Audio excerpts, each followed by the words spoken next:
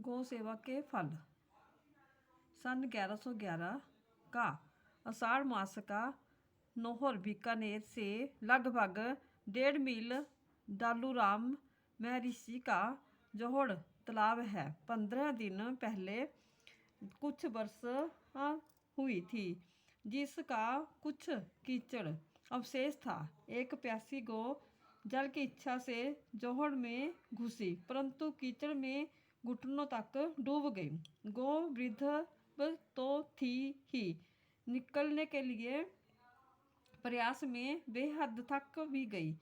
गड़ा रहना दूभर हो गया, बैठकर कीचड़ में धंस गई।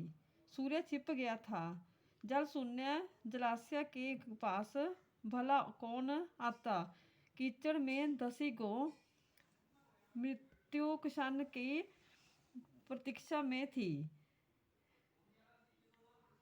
अर्धरात्रि में एक हल्की सी वृष्टि से वह शुद्र जलाशय भर गया। गौ की दशा अत्यंत दयनीय हो चुकी थी। जल के बाहर उसके सिर्फ सींग और ऊर्ध्व मुख, आधे कान दिखाई पड़ने थे। प्रातः रुधा सुनार ने खेत से लौटकर यह समाचार डुगरमल तिवारी से कहा। बस कहने भर की देर थी। वह युवक फौरन तैयार हो गया और तूड़ी, रश्मि, बांस और कुछ आदमी साथ लेकर शीघ्र ही घटनास्थल पर पहुंचा। नालों के द्वारा अब भी जोहड़ में जल आ रहा था, साथ ही गौ की दशा भी गिर रही थी। गौ प्रेमी युवक इसे देखकर परेशान हो उठे। फौरन ही कपड़े उतार अपने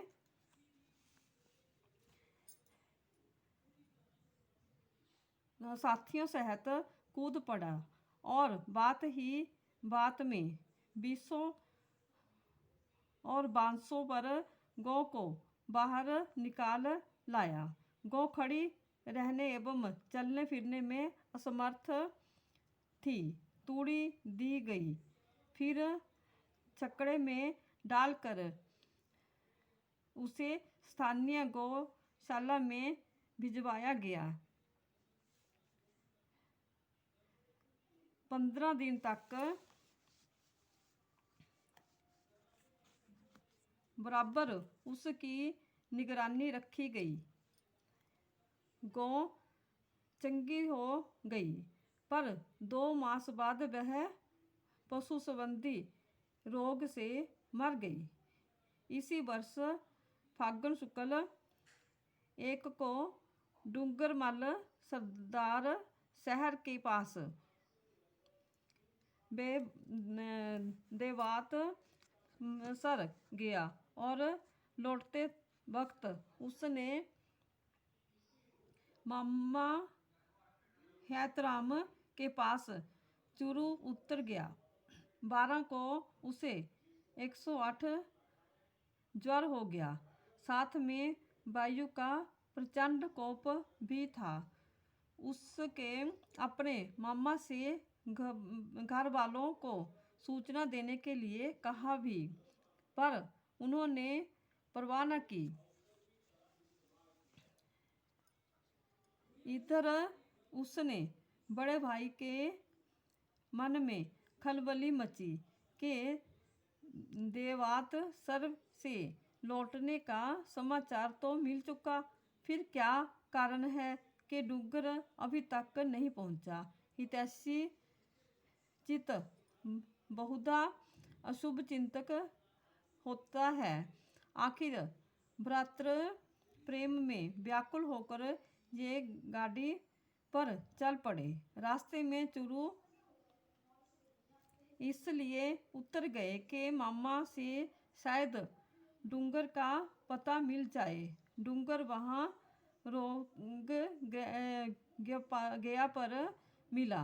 वैद्य विद्याधर जी मंडा वाले जो को दिखलाया। भयंकर शनिपात और डबल न्यूमोनिया कायम किया। बड़ी तत्परता से चिकित्सा आरंभ हुई। सेवा शुश्रूषा में कोर कसर न थी, परंतु रोगी की दशा प्रतिपल गिरती जा रही थी।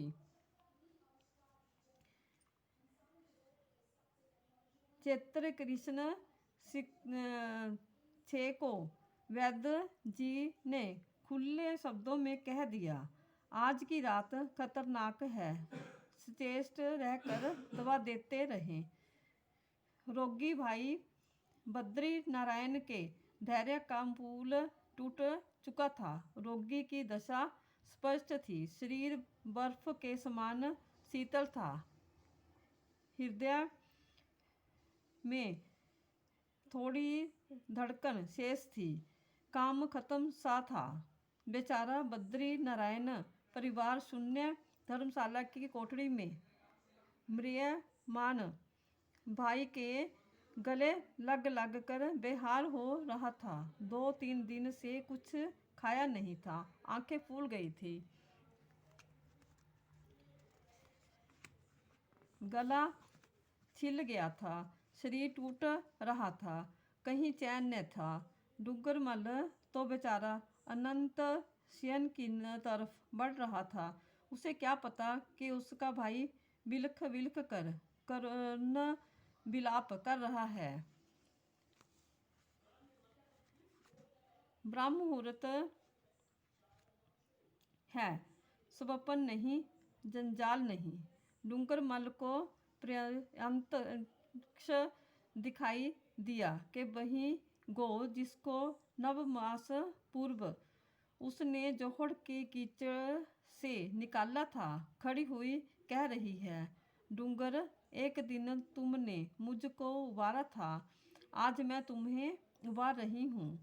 अब तुम्हारा रोग समाप्त हो गया है। तुम्हारे शरीर को अब कोई खतरा नहीं है। गो अदृश्य हो गई।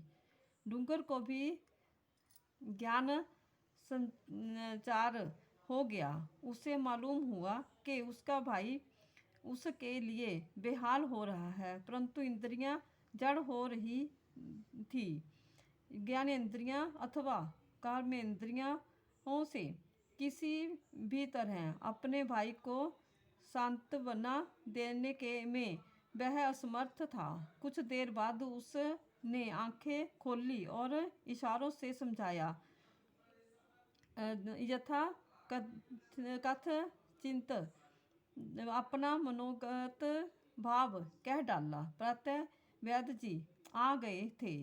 अपने रोगी के इस अवस्था में मिलने की उन्हें बिल्कुल आशा न थी।